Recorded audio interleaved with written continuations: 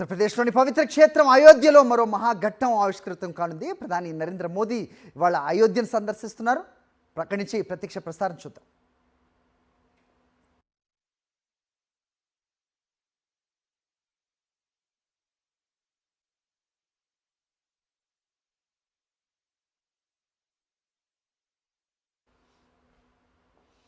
చూస్తున్నాం ప్రధాని నరేంద్ర మోదీ కాన్వాయ్ ముందుకు వెళ్తున్న దృశ్యాలు కనిపిస్తున్నాయి.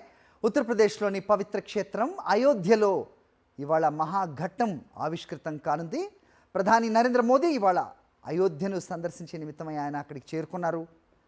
ఆయన కాన్వాయ్ ముందుకెళ్తున్న దృశ్యాలు కనిపిస్తున్నాయి. పుర ప్రజలందరూ కూడా ఆయనకి పూలతో స్వాగతం పలుకుతున్న దృశ్యాలు మనం చూస్తున్నాం. భవ్య రామ మందిర నిర్మాణ పరిపూర్తికి గుర్తుగా ఆలయ శిఖరంపై కాషాయ జెండాను ఆవిష్కరిస్తారాయన. ఇందుకోసం ఏర్పాట్లు కూడా పూర్తయ్యాయి.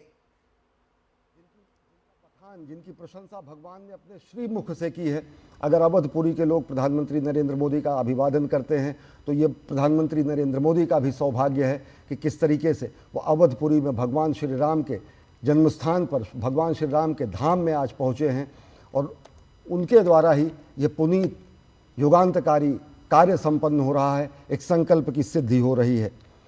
प्रधानमंत्री नरेंद्र मोदी के अगर कार्यशैली को देखें, उनकी नीतियों को देखें, उनके नीति निर्धारक तत्वों को देखें तो उसमें अनेक ऐसे बिंदु मिलते हैं जिनका अभ्युदय भारत भारतीयता और सनातन के सूक्तियों से हुआ है। स्वच्छात स्वच्छम प्रशस्यते, अगर ये महानिर्वाण मंत्र है तो इससे कहीं ना कहीं स्वच्छता का जो महा आंदोलन शुरू किया उसकी प्रेरणा कहीं ना कहीं मिलती है। రైట్, అయోధ్య ప్రజలు ఆయనకు పూలతో స్వాగతం పలుకుతూ ఉంటే ప్రధాని నరేంద్ర మోదీ అందరికీ కూడా అభివాదం చేస్తూ కారులోంచే ఆయన ముందుకి కదులుతున్న దృశ్యాలు. కొంతమంది హారతి పట్టి ఆయనకి స్వాగతం పలుకుతున్నారు. ప్రధాని నరేంద్ర మోదీ ఎక్కడికన్నా ఇలాంటి కార్యక్రమానికి వెళ్ళినప్పుడు ఈ దృశ్యాలు మనకి తరచుగా కనిపిస్తూ ఉంటాయి. ప్రస్తుతం అయోధ్యలో ఒక మహా పవిత్ర ఘట్టానికి ఆవిష్కృతం ఇవాళ చేయబోతున్న నేపథ్యంలో ఆయన అక్కడికి చేరుకున్నారు. రామ మందిరానికి ఆయన కాన్వాయ్ వెళ్తూ ఉంది. దారి పొడవునా ఆయనకు పూలతో స్వాగతం పలుకుతున్నారు అయోధ్య పురవాసులు. లంబకోణ త్రిభుజ ఆకారంలో ఉండే జెండా ఎత్తు 10 అడుగులు, వెడల్పు 20 అడుగులు ఉంటుంది. జెండా మధ్యలో రాముని ప్రతిభ, ధైర్యానికి చిహ్నంగా ప్రకాశించే సూర్యుని బొమ్మ ఉండనుంది. ఓం చిహ్నంతో పాటుగా కోవిదార వృక్షం బొమ్మ ఉంటుంది.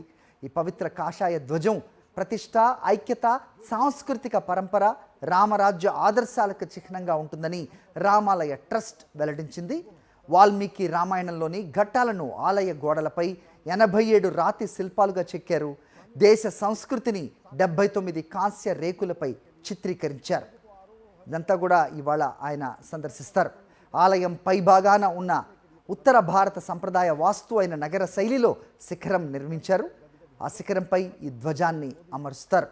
800 మీటర్ల చుట్టుకొలత ఉన్న ఆలయ ప్రాకారాన్ని దక్షిణాది శైలిలో నిర్మించటం ప్రాధాన్యత సంతరించుకుంది.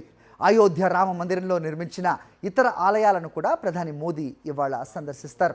సప్త మందిర్గా వ్యవహరిస్తున్న మహర్షి వశిష్ఠ, మహర్షి విశ్వామిత్ర, మహర్షి వాల్మీకి, మహర్షి అగస్త్య, దేవి అహల్య, మాతా శబరి, నిషాద్రాజు గుహుని మందిరాలను దర్శించి అనంతరం శేషావతార్ మందిర్కు వెళ్లనున్నారు ప్రధాని నరేంద్ర మోదీ.